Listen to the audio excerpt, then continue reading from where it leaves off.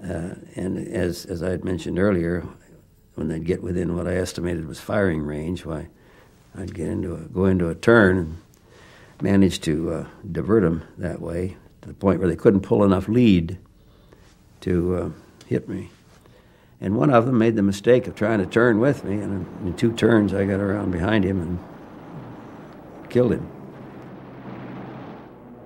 As the war progressed and newer American designs entered the fighting over Europe, the Germans saw the advantages they enjoyed with the Me-109 and FW-190 erode. From about mid-1943 on, German pilot quality really began to decline. And as it declined, Allied pilot quality increased as there was more breathing room to train the pilots more effectively and more thoroughly before they went into combat. And it was that fact, combined with the new aircraft that the Allies were just beginning to deploy that could outclass the 190 and the Messerschmitt 109, that gave the Allies the edge they needed in the skies over Europe. The P-47 Thunderbolt was the first of the new breed. At altitude, nothing could beat a Thunderbolt if flown by a skilled pilot. Though normally considered a hit-and-run or energy fighter due to its terrific diving abilities, in the hands of a skilled pilot, the P-47D and M models could tackle any Luftwaffe fighter in any type of dogfight. With a fighter capable of both styles of air combat, the tactical situation usually dictated how the fight would develop. Whoever had altitude advantage generally initiated the fight and would attempt to keep the engagement vertical using hit-and-run strategies. At low altitudes, energy fighters were at a distinct disadvantage. If caught low and slow, they could be chewed up by turn fights where they would have no escape.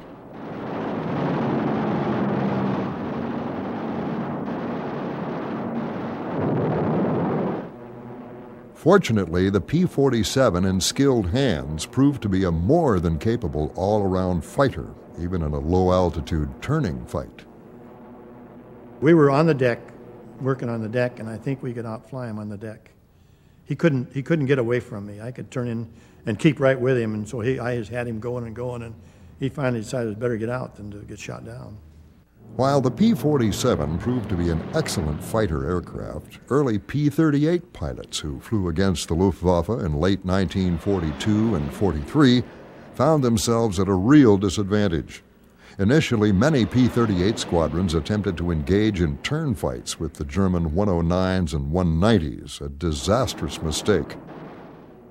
Since the 109s and 190s were as fast or faster as early P-38s, the American pilots usually could not outrun their Luftwaffe counterparts unless they started a fight with an altitude advantage.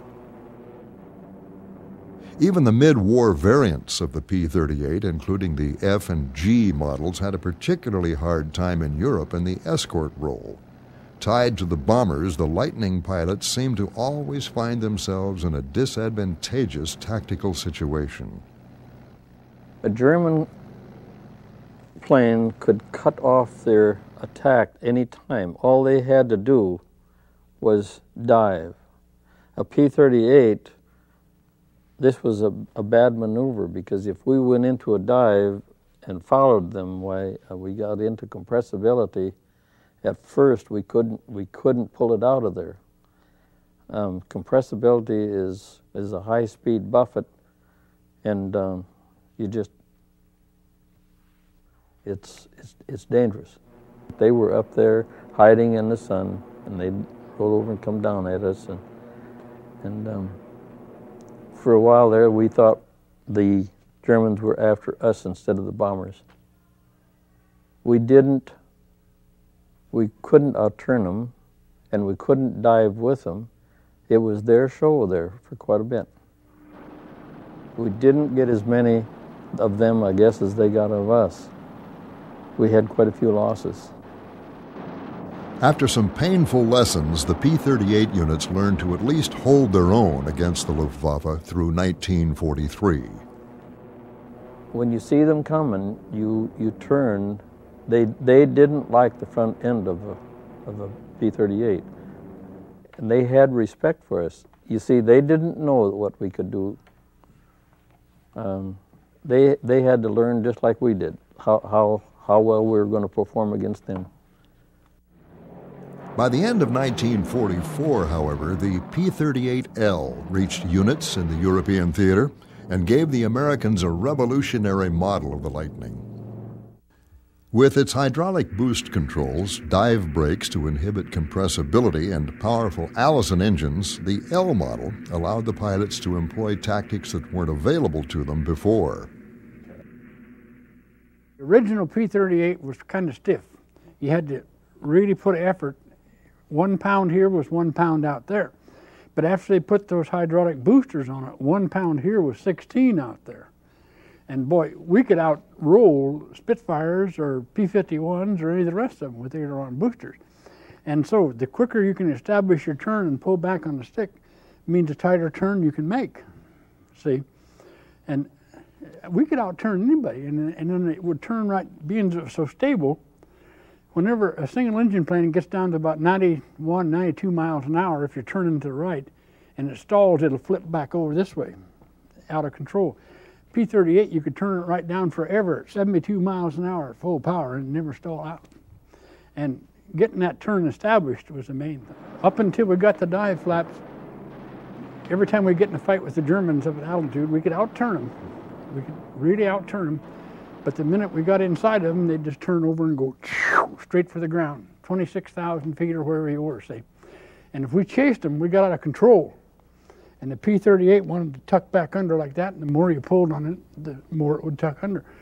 It was out of control. So we had to have something that would keep it from accelerating past that speed. So they invented this dive flap that was run by an electric motor, and it opened like that. It took about 1 second to open and close, you know. And the minute that guy in front of you pulled that split S like that, you just pop those dive flaps and you just get right behind him. And boy, were they surprised after we got those, because they'd pull out at the bottom. 26,000 feet is not very fast to run, very far to run at 450 miles an hour, see. And when they pulled out at the bottom, there was a P-38 right on their tail, you know. And that was their big surprise. That really, dive flaps, we called them dive brakes, but they were dive flaps, that's what they were. They were really great. We could outturn them, we could outclimb them, we could outdive them, we could outlast them, and we could outgun them. This late war version of the P-38 gave the American pilots the confidence needed to engage the Luftwaffe in nearly every conceivable tactical situation, knowing that in a pinch, they could fight their way out. Jim Byers recalls one fight that started in a most unusual way, with the Americans engaging from below. They were above us to start with. And we were in a hole in the overcast, you know. We looked up and there they were, about 2,500 feet above us. And they were getting all queued up in an echelon. So I just took my flight right through the middle of them. And they scattered. And then we started picking them off. But none of them would fly out of that hole, see. They had to be inexperienced. We shot all 14 of them down, 11 of us. But our 11 guys accounted for over 700 missions. See, they were pretty well experienced by then, you know, see. God, there ain't no sense of letting them get the first shot, you know. And if you sit and do nothing, you get hurt. But if you make a mistake, you can change that, see. If you do something and make a mistake, you can change it. But if you just sit there and do nothing, you can't change anything. In other situations, the P-38 could be one of the deadliest hit-and-run fighters of the war, especially if the Lightnings began a fight with altitude advantage. And we looked off to the east, a whole bunch of ME-109s, about 20 of them, were attacking 4 P-47s coming down.